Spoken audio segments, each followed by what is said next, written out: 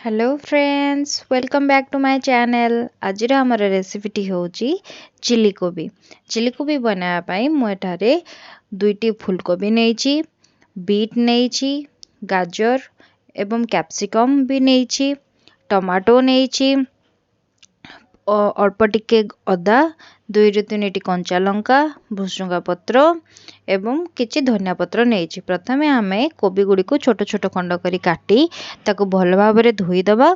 धोई देई ताको टिके सुखिबा को छाड़ देई सेथिरे 2 ରୁ 3 चामच कॉर्नफ्लोर आमे पकेबा एवं अल्प टिके लूण पकेबा एवं से कोबी को कॉर्नफ्लोर रे भल भाव गोलई दबा एवं ताको गोटे घंटा जाए फ्रिज रे रखिदेबा।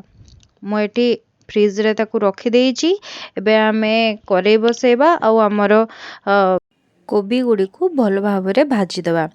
एक्चुअली चिली कोबी बनाया पाई फूलकोबी को डीप फ्राए करा जाए, किंतु एटी मु तेल अवॉइड करिया पाई शैलो फ्राए करिछि। शैलो फ्राए करिया पाई आमे 2 ରୁ 3 चामच तेल नेबा एवं तेल ताती गले जो आमे मिश्रणटी रखी फ्रिज रे, आपण चाहिले एटा बाहर भी रखी पारिबे, बट फ्रिज रे रहिले सेटा भल भाबरे सेट हो जाए। तो से मिश्रण टी कोबीर मिश्रण टी आमे करेई रे पकई ताको भल भाबरे भाजी दबा। आपण चाहिले किछि किछि अधिक तेल भी ऐड करि पारिबे, ना तो आपण ताको डीप फ्राए भी करि पारिबे। मु एटी तेल अवॉइड करूची अधिक यूज करिया पाई, सेते पाई मु शैलो फ्राए करिची। आपण माने देखि परते फ्रेंड्स, कोबी गुडी को भल भाबरे भाजी हे गलाणी। एबे आमे ए कोबी गुडी को अलगा गोटे जगह को रखी दबा एवं करेई को पुनी थरे गैस रे बसे गरम करिया पाई छाड़ीबा एवं सेतरे 2 ରୁ 3 चामच पर्यंत रिफाइन तेल देबा। तेल गरम हे आसलाणी। आमे एठारे दालचीनी, गोटा दालचीनी, किछि गरम मसला, गोटा दालचीनी, गोलमर्च, लवंग पकेबा एवं सुखला लंका, तेजपत्र, भुसुंगा पत्र, कंचा लंका एवं अदा पकई या को भल भाव भाजी दबा। देखंतु फ्रेंड्स, मु केपरि भल भाव भाजी दउछि। एटा को भल भाव तो भाजी आसलाणी। एबे आमे या को हमर जो भेजिस गुडी को काटी के रखीचे, जेमति बीट, गाजर, कैप्सिकम, से गुडी को गोटे गोटे करी ऐड करी ताको आउथरे भाजीबा। फ्रेंड्स, चिली कोबी तो आमे समस्ते खाइचे। आपण माने भोजिरे भी खाइथिबे, को रेस्टोरेंट रे भी खाइथिबे, बाहर कौन से जगह रे आपन को चिली कोबी मिली जिवो। किंतु मु जो चिली कोबी टे आपन को सिखाउची, ए रेसिपी रो सबुठो स्पेशलिटी हला एटा बिना प्याज रे तयारी हेची। बिना प्याज रे आपन केबे चिली कोबी खाई नथिबे, एटा मु डेफिनेट कहि देबी। तो मु जो प्रोसेस रे बनाउची आपन भी से प्रोसेस रे बनांतु आ थरे घरे श्योर बनै की ट्राई करंतु जे एटा किपरि लागुची। आपण माने देखि परथे फ्रेंड्स, हमर गाजर, बीट, कैप्सिकम एटा भल भाव टिके टिके फ्राई आसलाणी। एबे आमे जो कोबी रखीचे से कोबी भाजी जो रखीचे से कोबीटा को एथरे ऐड करिकी ताको आउथरे भाजी दबा।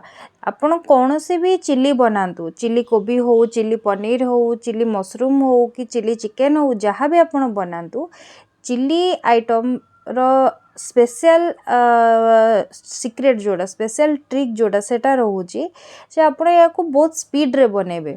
माने जेमती आपण को भेजिस गुडा को जहाँ भी आपण यूज करूछंती, पियाज हो, कैप्सिकम, गाजर जहाँ भी आपण यूज करूछंती, जेमती एटा मेल्ट हबनी, सिझिबनी, सेही टाइप रे आपण बनेबे।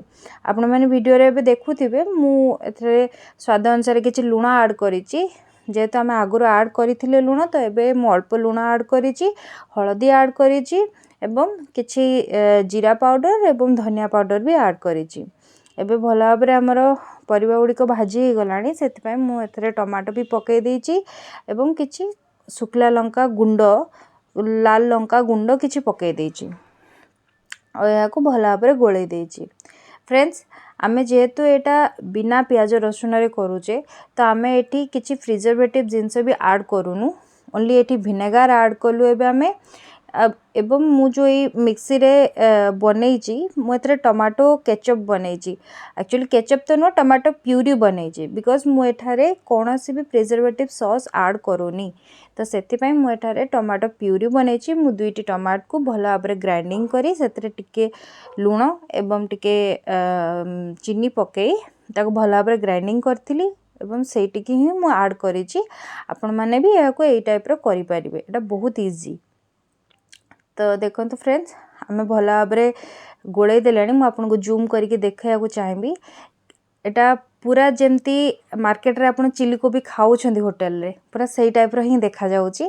आम चिली कोबी ऑलमोस्ट कंप्लीट हो गलानी आम भी गैस बंद करदेवा एवं आम ए सर्विंग बाउल को चिली कोबी को ट्रांसफर कर देचे। फ्रेंड आपण माने देखि पारते मु आपनको जूम करके देखौची चिली कोबी किपरि देखा जाउची आपण निजे देखिकी ही जानी पारथिबे।